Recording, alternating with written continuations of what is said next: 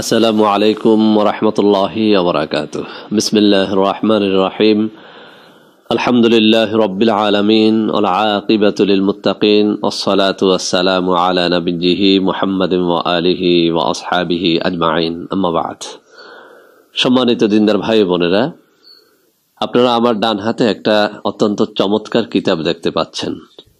বন্ধুরা আমার, আমি অনেকগুলো ভিডিওর মধ্যে বলেছি আমাদের বাংলাদেশ, পাকিস্তান এবং ভারতের মধ্যে সবথেকে বিশ্বস্ত যে তাবিজের কিতাবটি রয়েছে, তদবিরের কিতাবটি রয়েছে, সেটির নাম হচ্ছে লজ্জাতুন নিসা। এই মুহূর্তে আমার হাতে সেই লজ্জাতুন নিসা কিতাবটি আপনারা দেখতে পাচ্ছেন। বন্ধুরা আমার, আমি অনেকবার বলেছি যে এই কিতাবে একটা কথা সুন্দর করে শুরুতেই লিখে দেওয়া হয়েছে যে এই কিতাবের মধ্যে যে তদবিরগুলো সংকলন করা হয়েছে এগুলো বিশ্বের নানা প্রান্তে নানা রকমের তাবিজ কবজের কিতাব থেকে, যেগুলো একদম পরীক্ষিত এবং কার্যকরী, সেই সকল তাবিজ কবজ এবং দোয়া দরুদ এই কিতাবের মধ্যে একত্র করা হয়েছে। আর সে কারণেই কিন্তু এটা যুগ যুগ ধরে আমাদের অত্র অঞ্চলের সমস্ত প্রফেশনাল তাবিজ কারক বা তদবির কারকদের কাছে অত্যন্ত সমাদৃত একটা কিতাব। বন্ধুরা আমার, বাংলাদেশে এই কিতাবের যতগুলো খণ্ড পাওয়া যায় সবগুলোই নকল।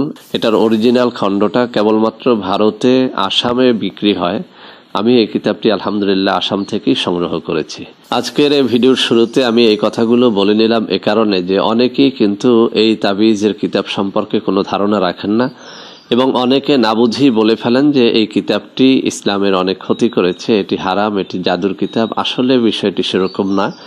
যাদের কাছে এই কিতাবটি আছে ভালো করে নেড়েচেড়ে দেখেন, অধিকাংশ তাবিজ কবজ তদবির হচ্ছে পবিত্র কোরআন ও হাদিস থেকে সংকলন করা। অতএব না বুঝে কোনো ফতোয়াবাজি কেউ করবেন না, এটা আমার একটা অনুরোধ। তো বন্ধুরা আমার, এই কিতাবের 620 নম্বর পৃষ্ঠা থেকে আজকে আমি আমার তরুণ, যুবক এবং কিছু নববিবাহিত বন্ধুদের জন্য একটা তদবির আমি দেব। বন্ধুরা আমার, আমাদের পুরুষ দেহের মধ্যে একটা হরমোন থাকে যেটার নাম হচ্ছে টেস্টোস্টেরন।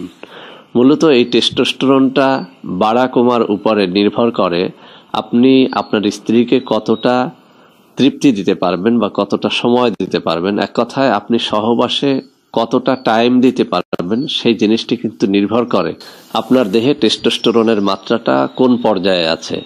এই হরমোনটা যদি খুব রকমের কমে গিয়ে থাকে তাহলে কিন্তু আপনার লিঙ্গ দাঁড়ায় না, আপনি আপনার স্ত্রীকে বেশি একটা সময় দিতে পারেন না। আবার যদি এটা অতিরিক্ত মাত্রায় থাকে তখন কিন্তু আপনাকে বারবার সহবাস করতে হয়, অর্থাৎ লিঙ্গ দাঁড়িয়েই থাকে। আর যে কারণে কিন্তু সব যৌন বিজ্ঞানীরা, স্বাস্থ্য বিজ্ঞানীরা পুরুষের এই হরমোনটা যাতে না কমে যায় সেজন্য নানা রকমের ট্রিটমেন্ট দিয়ে থাকেন। তো বন্ধুরা আমার, এই কিতাবের 620 নম্বর পৃষ্ঠার মধ্যে অত্যন্ত চমৎকার একটা তদবির দেয়া হয়েছে, যে তদবিরটির মাধ্যমে যেসব মানুষ সহবাসে অক্ষম তাদেরকে সক্ষম করে তোলা যায়। বন্ধুরা আমার, এই কথাটুকু আমার নয়, যুগ যুগ ধরে যে কিতাবটি বিক্রি হয়ে আসছে, যে কিতাবের মাধ্যমে লক্ষ কোটি মানুষ উপকৃত হচ্ছে, আমি কিন্তু সেই কিতাবের উদ্ধৃতি দিয়ে আপনাদের বলছি এবং আমি আপনাদের সৌজন্যে এই কিতাবের এই পৃষ্ঠার স্ক্রিনশটটি এখানে দিয়ে দিব যাতে করে আপনারা সুন্দর করে বুঝতে পারেন। তো বন্ধুরা আমার, যে সমস্ত বন্ধুরা যে কোনো রোগের কারণে হোক অথবা যে কোনো কারণে হোক, জাদু টোনার ক্ষতির কারণে হোক, যে কোনো সমস্যার কারণে যদি আপনার সহবাসের আগ্রহ কমে গিয়ে থাকে, আপনার দেহের টেস্টোস্টেরনটা একদম নিম্ন পর্যায়ে গিয়ে পৌঁছে থাকে, আপনি যদি আপনার স্ত্রীকে তৃপ্তি না দিতে পারেন, এক কথায় আপনার লিঙ্গ যদি উত্থিত না হয়, শক্ত না হয়, সহবাসে যদি আপনার অক্ষমতা তৈরি হয়ে গিয়ে থাকে, সেটা তরুণ বয়সে হোক, যুবক বয়সে হোক, বিয়ের অনেক পরে হোক অথবা বিয়ের পরপরই হোক, যে অবস্থাতেই হোক, আপনার যদি এই সহবাসে অক্ষমতা যদি হয়ে থাকে তাহলে আজকের এই কিতাবের এই তদবিরটি আপনার জন্য অত্যন্ত অত্যন্ত কার্যকরী হবে ইনশাআল্লাহ। তো বন্ধুরা আমার, আমি প্রথমত এই কিতাব থেকে আপনাদের পড়ে শোনাবো, এরপরে ব্যাখ্যা করে সুন্দর করে বুঝিয়ে দেব যে আসলে এটির দ্বারা আপনি 100% উপকৃত হওয়ার জন্য আপনাকে কি করতে হবে। তো বন্ধুরা আবার আমরা চলে যাচ্ছি এই কিতাবের 620 নম্বর পৃষ্ঠার মধ্যে। এখানে বলা হয়েছে স্ত্রী সহবাসে সক্ষম হবার ঔষধ। প্রত্যহ রাতে 5 গ্রাম পেঁয়াজ কুচা করে মধুতে ভিজায় রাখতে হবে এবং সকালবেলা তা সেবন করতে হবে।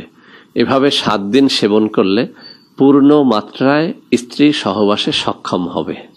আবারও বোঝার চেষ্টা করেন যে এখানে দুটো জিনিসের কথা কিন্তু বলা হয়েছে, একটা পেঁয়াজ এবং একটা মধু।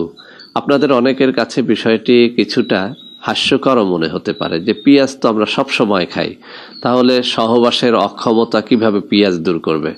বন্ধুরা আমার, এই পেঁয়াজের মধ্যে রয়েছে এমন কিছু উপাদান যেটা সত্যিকার অর্থে কিন্তু আপনার দেহের টেস্টোস্টেরনটা বাড়ায়। এই বিষয়ে আপনি পড়াশোনা করেন, একটু গুগল ঘাটাঘাটি করেন, আপনি কিন্তু অনেক রকমের আর্টিকেল পেয়ে যাবেন এই পেঁয়াজের গুণাগুণের উপরে। আর আমি তো বলেছি যে এই কিতাবের মধ্যে এমন একটা তদবির নাই যে তদবিরটা আসলে কাজ করে না। আলহামদুলিল্লাহ, এই কারণে কিন্তু এই কিতাবটি সবার কাছে সমাদৃত। তো এখানে যে কথাটা বলা হয়েছে, প্রত্যহ রাতে 5 গ্রাম পেঁয়াজ কুচা করে মধুর সাথে ভিজায় রাখতে হবে। এখানে বুঝতে হবে যে আপনি 5 গ্রাম পেঁয়াজ নেবেন, নেয়ার পরে সেটাকে টুকরো টুকরো করে একদম কুচা কুচা করে আপনি কাটবেন। কাটার পরে একটা কাপের মধ্যে আপনি 3 থেকে 4 চা চামচ খাঁটি মধু নেবেন। আমি আবারও বলে দিচ্ছি, আপনারা খাঁটি মধুটাই নেবেন। আপনি যদি এই পেঁয়াজ কোনো নকল ফালতু মধুর সাথে মিলান আর যদি এভাবে 1 মাসও খান, আপনার কিন্তু লিঙ্গ স্ট্রং হবে না, আপনি কিন্তু সহবাসে সক্ষম হবেন না। তখন কিন্তু আপনারা না বুঝেই কমেন্ট করে যাবেন যে স্যার আপনি খেতে বলেছিলেন 7 দিন, আমি খেয়েছি 1 মাস, আমার লিঙ্গ দাঁড়ায় না, আমি কিন্তু স্ত্রীর সহবাস করতে পারছি না। আমি আবারও বলছি, 5 গ্রাম পেঁয়াজ আপনাকে কুচি কুচি করে কেটে নিতে হবে। সেটা দেশি পেঁয়াজ হোক অথবা ইন্ডিয়ান পেঁয়াজ হোক, তাতে কোনো সমস্যা নেই। আপনাকে মধুটা অবশ্যই খাঁটি নিতে হবে। আর খাঁটি মধু বাংলাদেশে পাওয়া যায়। যারা বলেন যে পাওয়া যায় না, এই কথাটা একদমই অগ্রহণযোগ্য। বিশেষ করে বাগেরহাট বা খুলনা, সুন্দরবন অঞ্চলে আপনার কোনো আত্মীয় স্বজন বা পরিচিত জন থাকলে তাদের কাছ থেকে আপনি খাঁটি মধু চান, দিয়ে দিবে। এছাড়াও বাজারে অনেকগুলো কোম্পানি আছে যারা খাঁটি মধু বিক্রি করে। আমি এক সময় করতাম, এখন করি না।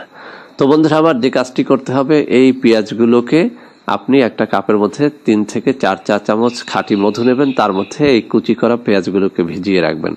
সকালবেলাতে এই পেঁয়াজ কুচি এবং মধুটাকে একটুখানি ডোলে ফিশে একদম মিশিয়ে ফেলবেন। আপনি যদি কোনো ব্লেন্ডার ইউজ করতে পারেন ভালো, অথবা যেভাবে পারেন মিশিয়ে ফেলবেন। মিশিয়ে ফেলে এরপরে আপনি সেটাকে খেয়ে ফেলবেন। এভাবে এখানে যে কথাটা বলা হয়েছে, এভাবে 7 দিন সেবন করলে পূর্ণ মাত্রায় স্ত্রী সহবাসে সক্ষম হবে। তো বন্ধুরা আমার, ইনশাআল্লাহ আশা করি যে আজকের এই যে তদবিরটা একেবারেই সহজ, দুটো উপাদান পেঁয়াজ এবং মধু, এটা আপনাদের অনেক অনেক কাজে দেবে। মধু সম্পর্কে আমি অনেক আলোচনা করেছি, আজকেও একটুখানি আপনাদের বলি যে এই মধুর কথা পবিত্র কোরআনুল কারীমের মধ্যে এসেছে। এছাড়াও আল্লাহ রাসূল সাল্লাল্লাহু আলাইহি ওয়াসাল্লাম বলেছেন, যে ব্যক্তি একটা মাসের মধ্যে কমপক্ষে 3 দিন খালি পেটে মধু খাবে, তার কোনো কঠিন রোগ তাকে আক্রান্ত করতে পারবে না। সুবহানাল্লাহি ওয়া বিহামদিহি সুবহানাল্লাহিল আযীম, অর্থাৎ তার কোনো কঠিন রোগ হবে না। তো বন্ধুরা আমার, আশা করি আজকের এই ভিডিওটি আপনাদের অনেক অনেক কাজে দেবে। বন্ধুরা আমার, ভিডিওটি ভালো লাগলে লাইক করবেন, কমেন্ট করবেন, শেয়ার করবেন, আমাদের চ্যানেলটিকে ভালোবেসে সাবস্ক্রাইব করবেন। আল্লাহ হাফেজ। আসসালামু আলাইকুম ওয়া রাহমাতুল্লাহি ওয়া বারাকাতুহু।